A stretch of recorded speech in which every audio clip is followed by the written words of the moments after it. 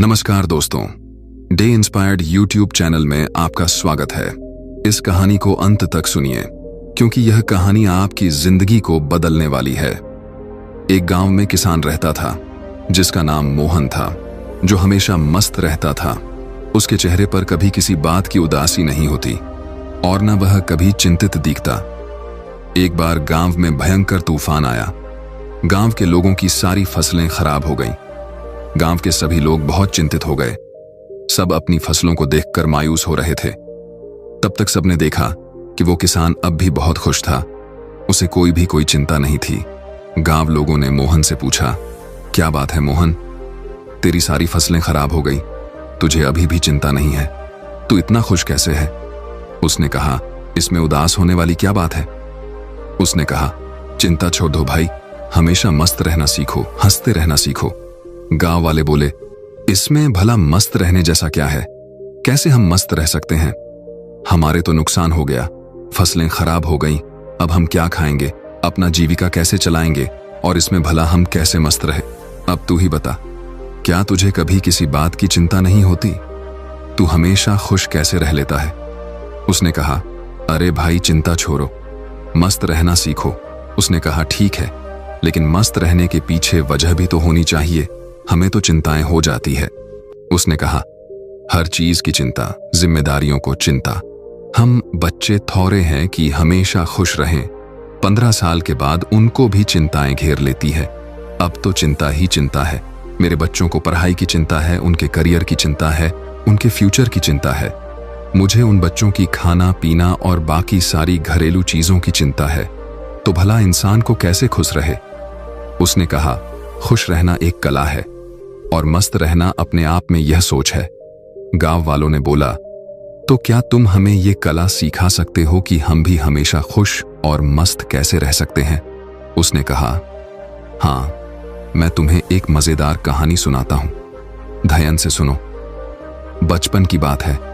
मैं अपने पिता के साथ एक बार जंगल के रास्ते से शहर जा रहा था क्योंकि हमें फसलों को बेचनी थी। क्योंकि उस समय मेरे पिताजी काफी परेशान रहते थे। घर में बिल्कुल भी धन नहीं बचा था। अब तो फसलों को बेचना ही आखिरी हल था। जंगल जाते जाते शाम हो गई और जंगल में काफी अंधेरा हो गया। रास्ता तो दिख नहीं रहा था। उस दिन भी ऐसे ही आंधी आई थी। तब तक हमारी बैलगाड़ी का पहिया जमीन में धंस गया और हम वहीं फंस गए। पापा ने पहिया बहुत निकालने की कोशिश करी, लेकिन वो निकला ही नहीं। अंत में थक गए, हम हार गए, हमें कोई रास्ता नहीं दिखाई दिया। अब हम भूख प्यास से परेशान होने लगे और हमें डर लगने लगा। मैंने पापा से कहा, पापा मुझे बहुत डर लग रहा है। पापा ने कहा, चिंता की कोई बात नहीं, मैं तेरे साथ हूं, तू क्यों चिंता कर रहा है? लेकिन उनके कहने से मुझे कोई असर नहीं हुआ और मैं डरने लगा क्योंकि जंगल के बहुत आवाज आ रही थी और वो जंगल बहुत ही वीरान था। पापा ने कहा, डरते नहीं है? काफी प्रयास करने बाद हमने फैसला किया कि आज रात हम यहीं बिताएंगे। सुबह जैसी होती है फिर हम बैलगाड़ी को निकालने की कोशिश करेंगे, फिर देखते हैं क्या कैसे करना है। लेकिन बात सुबह की नहीं थी। बात यह थी कि आखिर अब रात को खाएंगे क्या?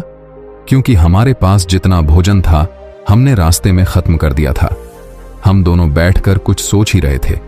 तभी एक कुटिया दिखाई दी जिसमें से प्रकाश की रोशनी आ रही थी। पापा ने बोला, तुम यहीं पे रुककर आराम करो, मैं अभी कुछ देखता हूं, शायद कोई मदद के लिए उपाय मिल जाए। पापा फिर चले गए और मैं वहीं पे बैठ के डर के मारे रोने लगा। काफी देर बाद पापा एक महात्मा के साथ आते हुए दिखाई देते हैं।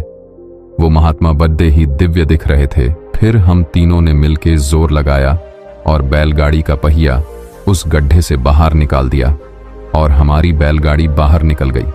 पापा ने उस महात्मा का धन्यवाद किया और हम लोग आगे चल पड़े। उस महात्मा ने हमें कुछ खाने को भी दिया था। मैंने पापा के हाथ में एक कागज देखा। मैंने पूछा, वो क्या है? लेकिन पापा ने उसके बारे में कुछ भी नहीं बताया। अब हम आगे बढ़ चले। पापा ने बताया नहीं कि महात्मा ने हाथों में क्या दिया था। मैंने उनसे फिर पूछा कि पापा हाथ में क्या है? उन्होंने बोला, कुछ नहीं है, ये तेरे काम की चीज नहीं है। धीरे धीरे काफी समय गुजर गया और हम निकल गए। काफी वक्त गुजर जाने के बाद मैंने पापा से पूछा, पापा, उस पत्र में ऐसा क्या था कि जो आप मुझे बताते नहीं हो? तब पिताजी ने कहा, जब मैं इस दुनिया में नहीं रहूं तो मेरे मरने के बाद तुम उस पर्चे को खोलना, लेकिन एक बात और याद रखना, उस पर लिखी बातों को तुम जीवन भर याद रखना और कभी भी भूलना मत। उसने कहा, ठीक है पापा। अब काफी समय गुजर गया। गांव के लोगों ने मोहन से पूछा, वो सब तो ठीक है, लेकिन हमें चिंता क्यों ना हो? हमें तो चिंता होगी ना, हमारी फसलें खराब हो गई। मोहन ने कहा, क्या तुम फसलों को ठीक कर सकते हो? उसने कहा, नहीं। मोहन ने पूछा, क्या तुम दिन को रात बना सकते हो? उसने कहा, नहीं। उसने पूछा, क्या तुम हवाओं को रोक सकते हो? उन्होंने कहा, नहीं। उसने फिर पूछा, क्या तुम बारिश करवा सकते हो? सबने कहा, नहीं भाई नहीं, हम कुछ नहीं करवा सकते, हम भगवान नहीं है। तो उसने कहा, जब तुम्हारे हाथ में कुछ है ही नहीं तो तुम भला चिंता करके क्या पाओगे? सारे किसान सोच में पड़ गए कि यार बात तो सही कह रहा है, इसमें भला ज्यादा चिंता करके क्या होगा। तब मोहन ने कहा, जब हमारे हाथ में कुछ है नहीं तो फिर हम चिंता कर क्या करेंगे? इसीलिए मस्त रहना सीखो और मस्त रहने की आदत डालो, तभी तुम्हारे जीवन में खुशियां आएंगी। तब सब किसान ने कहा, लेकिन उस पत्र में ऐसा क्या लिखा था? क्या तुमने पिता के जाने के बाद उसे खोलकर नहीं देखा? उसने कहा, हाँ, पिता के मरने के बाद मैं बहुत अनाथ हो गया था, कुछ भी अच्छा नहीं चल रहा था, मुझे कोई रास्ता नहीं दिख रहा था कि अब मैं क्या करूं, क्योंकि उस टाइम मेरे पास कोई रोजगार नहीं था और मुझे ये खेती काम इतने अच्छे से आता नहीं था। तभी मेरे दिमाग में आया कि उस पत्र को मैं खोलकर देखूं कि इसमें ऐसा क्या लिखा है। फिर मैंने जब उस पत्र खोला तो मेरी आंखें खुली की खुली रह गईं। सबने पूछा, ऐसा क्या था उस पर्चे में, हमें भी बताओ।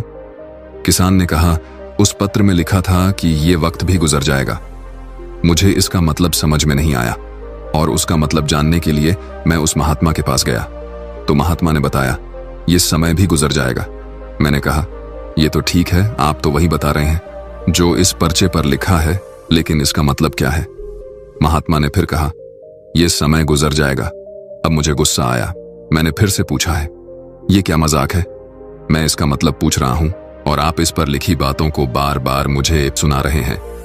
तब महात्मा ने कहा, तुम अभी परेशान हो, उदास हो, तुम्हें नहीं पता कि यह वक्त है और वक्त गुजर जाता है। ये हालात ऐसे ही नहीं रहेंगे, कुछ समय बाद सब ठीक हो जाएगा, सब कुछ बदल जाएगा और ये परेशानियों के बादल छंट जाएंगे। इसीलिए इस बातों को याद रखो, ये वक्त गुजर जाएगा, वक्त कभी नहीं रुकता, अच्छा बुरा जैसा भी हो वक्त गुजर जाता है। तुमको चिंता करने की कोई आवश्यकता नहीं है, तुम बस खुद को देखो, अपने हाथ को देखो और बस मेहनत करते रहो। धीरे धीरे वक्त जैसा भी हो, समय बदल जाता है। गौर से देखो, तुम्हारे हाथ में कुछ भी नहीं, तुम बेमतलब में फालतू की चिंताएं कर रहे हो, फालतू की मुश्किलों को और बड़ा बना रहे हो जो किसी भी तरह से हल नहीं होने वाली। वक्त अपने आप गुजर जाता है, इसीलिए जो तुम्हारे हाथ में है ही नहीं उससे भला चिंता करके क्या मिलने वाला है। इंसान को चाहिए कि वो सब्र रखें हर वक्त में, हर परिस्थिति में, क्योंकि जिसके पास सब्र नहीं वो कभी भी चैन से जीवन जी ही नहीं सकता। चैन से जीवन जीने के लिए इंसान के अंदर सब्र का होना जरूरी है और सब्र तभी आता है जब इंसान इस बात को याद रखेगा कि वक्त गुजर जाएगा। तब से मेरी जिंदगी बदल गई और मैं इस बातों को जीवन भर के लिए याद करके रख लिया। अब जो कुछ भी होता है मैं चिंता नहीं करता, बस मेहनत करता रहता हूं, कोशिश करता हूं चीजों को ठीक कर सको। लेकिन जो मेरे हाथ में है ही नहीं मैं उसको चिंता करके भला क्या करूं। इसीलिए मैं अब मस्त रहता हूं और लोगों से यही कहता हूं कि मस्त रहो, ज्यादा चिंता मत करो और ज्यादा सोचो मत। जीवन चल रहा है, जीवन गुजर रहा है और जीवन गुजर जाएगा। बाकी अगर ये कहानी आपको अच्छी लगी हो तो इस वीडियो को लाइक करें और ऐसी और कहानी सुनने के लिए डे इंस्पायर्ड यूट्यूब चैनल को सब्सक्राइब करें। तब तक मिलते हैं हम आपसे ऐसी ही एक और प्रेरणादायक कहानी के साथ अगले दिन। धन्यवाद।